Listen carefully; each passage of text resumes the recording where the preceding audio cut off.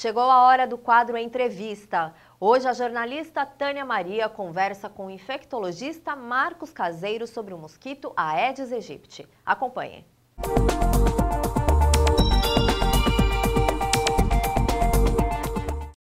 Olá, o mosquito Aedes aegypti tem deixado a população muito preocupada. Afinal, ele não só transmite a dengue, como também a febre chikungunya e o Zika vírus. E para falar sobre esse assunto, nós convidamos o infectologista Marcos Caseiro. Bom dia, Marcos. Qual é a real situação do mosquito na nossa região? Então, bom dia a você, bom dia a seus ouvintes.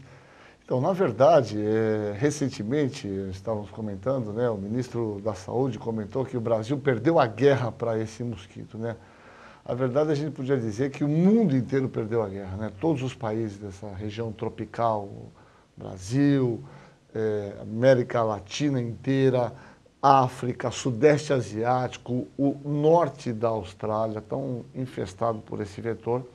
O Brasil é igual, e a nossa cidade, nós estamos absolutamente forrados desse vetor em toda a região metropolitana da Baixada Santista, né? Esse mosquito tem claramente um comportamento sazonal. O que é isso? Quer dizer, o período de chuva e de calor, a reprodução dele é muito mais rápida, ele se reproduz numa velocidade muito maior, e então nós detectamos ele com muito mais facilidade e muito maior quantidade, né? Então, doutor Marcos, qual é a relação do Zika vírus com a microcefalia? Esse vírus, como eu falei para você, ele circula no mundo desde a década de 40. Na década de 60, ele chegou no Sudeste Asiático inteiro, lá em Índia, Tailândia. Nunca havia sido feito qualquer referência entre esse vírus, que é o Zika vírus transmitido pelo Aedes, e microcefalia. O Brasil, a partir de metade do ano passado, e exatamente em novembro, eles observaram que estava aumentando em grande quantidade o número de casos de microcefalia. Fizeram um alerta para o Ministério da Saúde e viram que essa relação causal era muito estreita entre o surgimento do Zika vírus a partir de fevereiro, abril, no Nordeste, e o aparecimento dessas microcefalias, de crianças com microcefalia no fim do ano. Para você ter uma ideia, o Brasil notificava cerca de 150, 180 microcefalias por ano. Obviamente que tinha uma subnotificação. Mas, neste momento, nós temos notificado 6 mil microcefalias. 6 mil. Só nesse ano nós já notificamos 3 mil microcefalias. E os dados atuais, né, nessas crianças com microcefalia, e muitos desses casos têm achado uma relação inequívoca com a presença do vírus, né, nessas crianças que vieram a óbito, a presença de vírus no líquido amniótico. Então, está praticamente e claramente estabelecido a relação causal entre o Zika vírus e as microcefalias. Provavelmente por quê? Porque não se viu antes.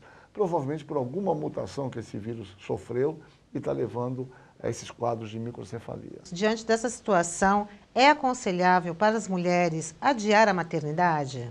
Eu diria, sem sombra de dúvida, é assim, nós temos duas situações. As gestantes que já estão grávidas, e essas têm que se proteger, nós estamos num momento crítico, eu diria, né, que falta muito conhecimento para nós. Talvez, será que se esse vírus contaminar uma gestante no 6º mês é diferente do 4º, do 3º? O que a gente preconiza é que elas não se infectem, porque uma vez que você tem a microcefalia, você não tem o que fazer na prática, não é verdade? Então, aquelas gestantes que já estão grávidas, o que tem que fazer é medidas de proteção individual. Usar manga comprida, roupas claras, passar protetor repelente, né? Tentar telar a casa, usar aqueles repelentes que podem ser postos em casa na tomada e todas essas possibilidades. Agora, aquelas mulheres que têm possibilidade de programar, indiscutivelmente, eu diria que esse não é o momento de engravidar. É um momento delicado, falta conhecimento para nós. Esse vírus tem se disseminado, como eu falei anteriormente, nós estamos notificando 400 microcefalias por semana.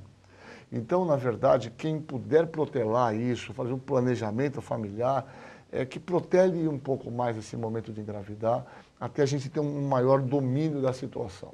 Diante dessas 3 doenças que se apresentam aí, né, a dengue, a febre chikungunya, o Zika vírus, qual delas é a mais letal? Inacreditavelmente, a dengue continua sendo a doença que mais mata. E, na verdade, o nosso esforço tem que ser centrado em diagnosticar precocemente os indivíduos com dengue. Porque, veja, a zika, do ponto de vista prático, de um indivíduo, uma mulher que não esteja grávida ou de um homem, a zika é uma doença febril aguda, sem grandes problemas.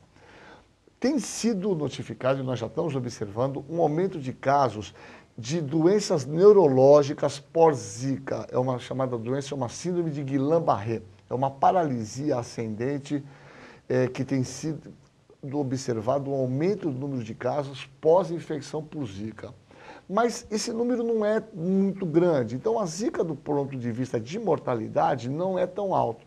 Em contrapartida, só para a gente ter uma ideia numérica, o ano passado, aqui no município de Santos, nós tivemos 5 óbitos por dengue, que é um absurdo, né? Dengue é uma doença que se combate, se trata com água e com antitérmico. Nós tivemos 5 óbitos. Por quê?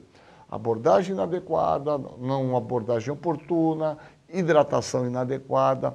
Então, o foco do pensamento diante de uma síndrome febril aguda nesse momento é iniciar imediatamente a reposição hídrica, beba água em grande quantidade e procure o serviço médico. Doutor Marcos, diante desses esclarecimentos, né, eu queria que o senhor avaliasse as campanhas de combate ao mosquito. Elas estão sendo eficazes? As pessoas estão fazendo o dever de casa? Bom, acho que essa resposta ela já está explícita diante do começo que nós falamos, né? Nós perdemos a guerra para esse mosquito. Acho que todos nós que moramos aqui em Santos, na Baixada, não precisamos ter muita sensibilidade para ver que a cidade, todas as cidades da Baixada, a quantidade de mosquito é muito grande, né? Santos é uma cidade que tem um equipamento, são as armadilhas que a gente monitora, a cada 400 metros tem armadilha, a gente monitora esses vetores na cidade. E nós temos encontrado vetores o tempo inteiro, maior em algumas regiões, menor em outras, né? Mas esse vetor, por conta das condições climáticas, muita chuva, como está tendo esse ano, e muito calor, esse mosquito se prolifera de uma maneira impressionante. Então, a sua resposta objetivamente, as campanhas foram um total fracasso, né? Porque se não fosse a zika, de a gente retomar a discussão do vetor, né? A gente banalizou a dengue. A dengue mata sim, está tudo bem, o vetor está aí. As pessoas, na verdade, o zika trouxe um novo tempero, na verdade as pessoas estão começando a se preocupar. Opa, essa doença dá quadro neurológico, dá microcefalia. Mas veja, essa preocupação com o vetor, esse grande movimento que está ocorrendo hoje, a gente está pensando 10 anos atrás, né? Nós perdemos esse time, né? Agora, como você bem falou, o nosso problema é educacional, quer dizer, a gente tem que fazer um grande movimento no país, sanitário, de entendimento da população, que a presença do mosquito, ela envolve as questões mais básicas, né? De higiene, de saúde, que é não acumular água, não jogar lixo no meio ambiente.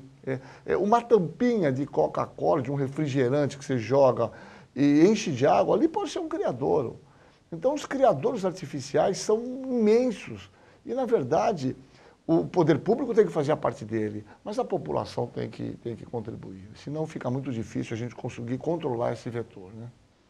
A ação do mosquito, ela fica pior por conta da cidade ser portuária? Na verdade, a cidade portuária, historicamente, né, se nós formos nos lembrar aqui, do início do século passado, parece uma coincidência, né?